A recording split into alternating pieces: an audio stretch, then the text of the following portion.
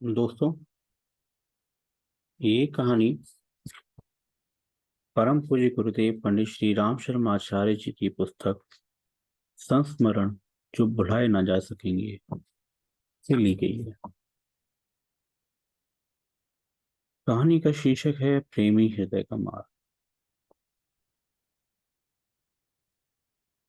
घृणा, विदेश, चिड़चिड़ापन, उतावली, आधैर्य, अविश्वास, यही सब उसकी संपत्ति थे। यूं कहिए कि संपूर्ण जीवन ही नारकीय बन चुका था। उसके बौद्धिक जगत में जलन और कुड़न के अतिरिक्त कुछ भी तो नहीं था। उसका सारा शरीर सूख कर कांटा हो गया था। पड़ोसी तो क्या, पीठ पीछे मित्र भी कहते थे, स्टीवेंसन अब 1-2 महीने का मेहमान रहा है, पता नहीं कब मृत्यु आए और उसे पकड़ ले जाए।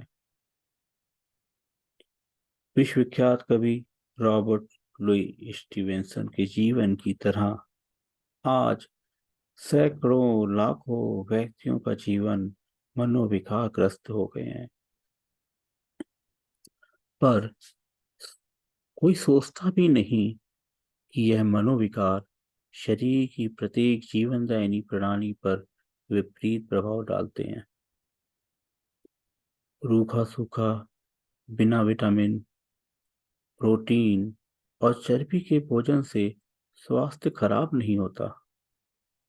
यह तो चिंतन, मनन की गंदगी, ऊब और उत्तेजना ही है जो स्वास्थ्य को चौपट कर डालती है और शरीर को खा जाती है। इस बात का पता स्टीवेंसन को ना चलता तो उसकी निराशा भी उसे ले डूबती। पता नहीं अंत क्या होता। यह तो अच्छा हुआ कि उसमें बुद्धि से काम लेने की योग्यता थी। सो जैसे ही एक मनोवैज्ञानिक मित्र ने उन्हें यह सुझाव दिया कि आप अपने जीवन में परिवर्तन कर डालिए,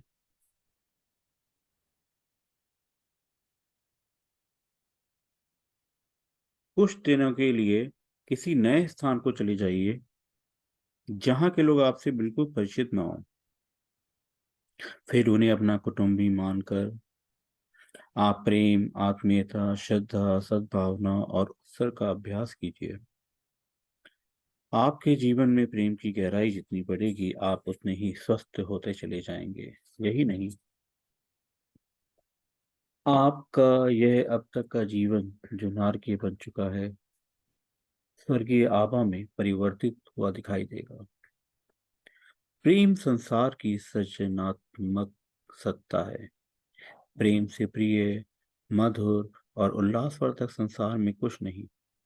जिसने प्रेम करना सीख लिया, उसका सूना, उजड़ा और दैन्य दारिद्र्य से ग्रसित जीवन भी हरा भरा हो गया।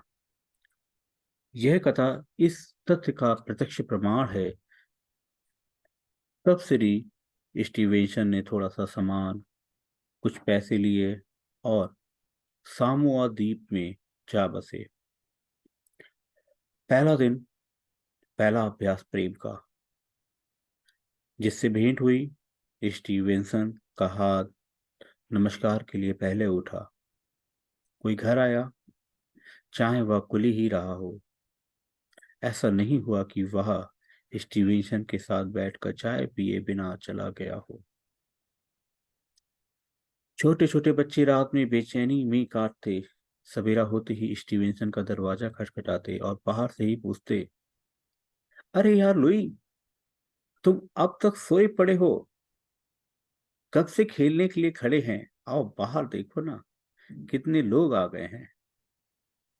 स्टीवेंसन अंगड़ाइयां लेकर उठते और कमरे का द्वार खोल कर बाहर आते। बच्चों में ऐसे घुल मिल कर जाते कि उन्हें पता भी नहीं चलता कि द्वीप के दूसरे वयस्क, प्रौढ़, वृद्ध, स्त्री पुरुष भी वहां आ पहुंचे हैं। स्टीवेंसन उन्हें मीठी मीठी कहानियां सुनाते, अपने और महापुरुषों के जीवन के संस्मरण सुनाते। बीच बीच में कोई शिक्षात्मक बातें भी कहते जाते। उसका प्रभाव यह होता कि दिन भर लोग कथा के आनंद में झूमते रहते और अपने जीवन की थोड़ी बहुत बुराइयां होती उन्हें निकाल डालने के संकल्प बांधते। स्टीवेंसन का स्वास्थ्य तब कोई देखता तो यही कहता, झूठ, यह स्टीवेंसन नहीं, स्टीवेंसन के शरीर में किसी देवात्मा ने प्रवेश कर लिया है।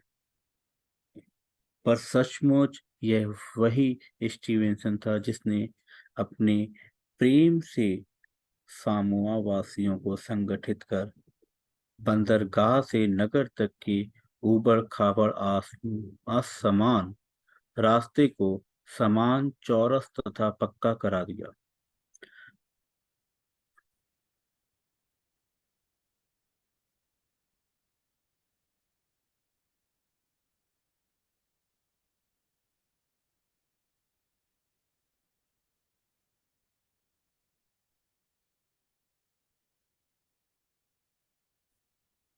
प्रश्न प्रश्न उठा, उस सड़क का नाम क्या हो? तब सब एक स्वर में बोल उठे, प्रेमी हृदय कमार। अब तक भी इस सड़क का यही नाम है। स्टीवेंसन इस दुनिया में नहीं होंगे, तब भी यह सड़क उसकी इस प्रेम उपलब्धि की गाथा गाती रहेगी।